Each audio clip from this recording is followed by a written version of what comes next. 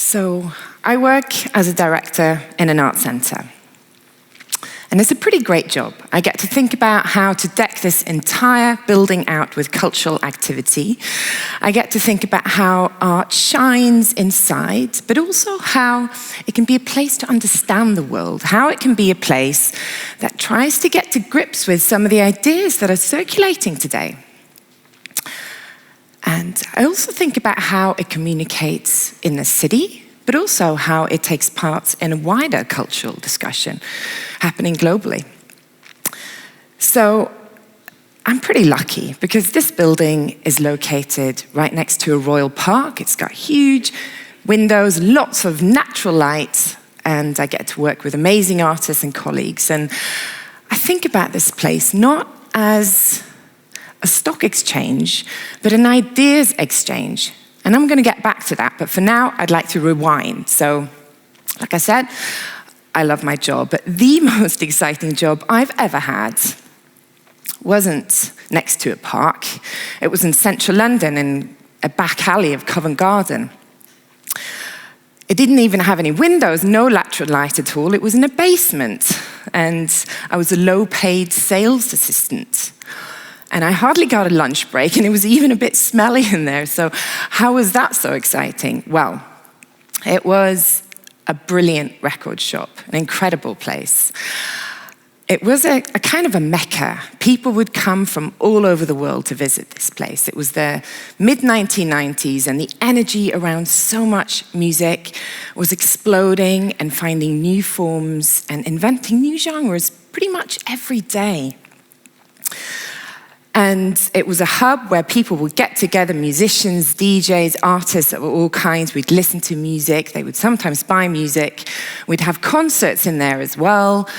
Big artists who'd be playing sold-out concerts would do these secret in-store shows for a fully dedicated and committed audience. It was incredible. For me, this place was the center of the world, and we had stock from all across the globe in the shelves. It was racked from floor to ceiling, and we'd get also local musicians delivering their handmade 7 inches and cassettes on a sale or return basis. So every morning, as I was crushing the cardboard boxes outside in the alleyway from the day's delivery, I just couldn't believe my luck and my privilege to be part of this, lunch break or not. And basically, it was, to me, this place was the center of the world. And every day, as I was standing inside this basement, I was just so lucky. But why was it so exciting? Obviously, because I was exposed to great music, that's a given. But it was something more, because behind this counter, I was part of something of a transaction. It was a kind of a magical transaction to me, where a sound makes a journey from an idea inside an artist's head via instrument practice, studio hire, production techniques, cover art design, vinyl press, and into the hands, eyes, and ears, and into the mind of a listener. It's a transferal from one mind to another. It's an ideas exchange. And it's so fundamentally human, the need to communicate, the need to be understood. But it's not just a communication between an artist and the audience. Art creates a community, whether in a theater like this one, whether in a concert hall, whether you're reading a book, art creates a community. It stimulates conversation. And we're there, we're sharing experience, we're there at the same time. We might not agree on it, we might come from completely different backgrounds and have completely different worldviews, but the fact that we're there sharing this experience is what's important. We're both engaging. In fact, this agreement is a vital part of cultural exchange because it's a starting point for a conversation. And in a political climate that seeks to polarize and stigmatize entire groups of people, Conversation and empathy are more important than ever. This is where art can create engagement and show politics a way forward. Art has the ability to imagine other conditions of life. It dares to imagine the impossible as well as the possible.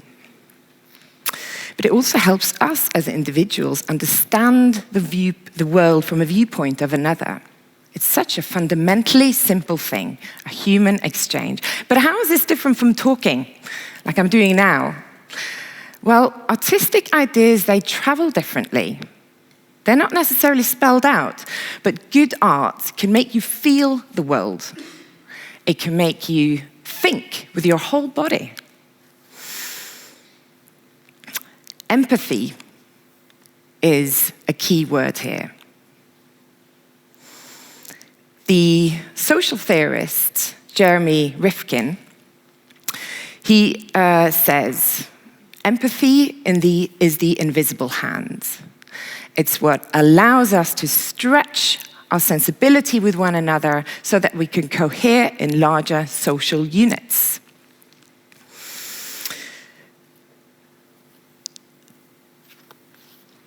And this is also how art can lead to understanding.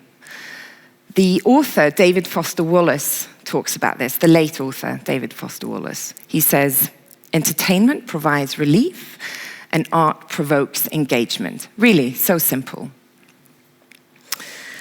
So why is arts funding in decline?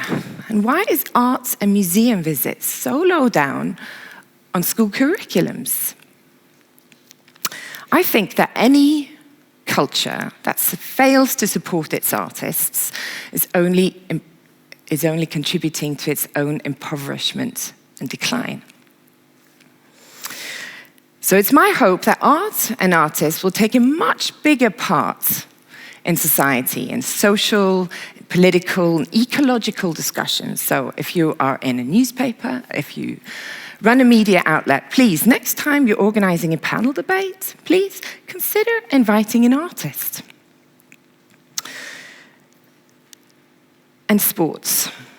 I love sports as much as the next person. Well, maybe not quite as much. But how come sports achievements are front page news when culture and arts are relegated to the back section, the specialist bit of the newspaper? The importance culturally or economically or health-wise of sport is not disputed. But art gives us the mental fitness to function as part of a society. Imagination is our most important muscle. The arts, a song can be written on one side of the world and profoundly change the world for somebody living on the other side. That actually happened to me. But art can also travel across time. Art can connect us with generations, centuries, millennia. An artwork can speak for so long. Art is a gift to the future. It's what future generations can look back at to understand our time today, now. The theorist Susan Sontag talked about this. She said, what do we have from the past? Art and thought. That's what lasts.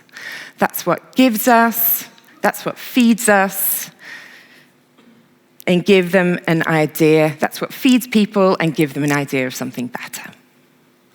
And we don't remember the names of the runners in the ancient Greek Olympics, but we still read Homer. Thank you.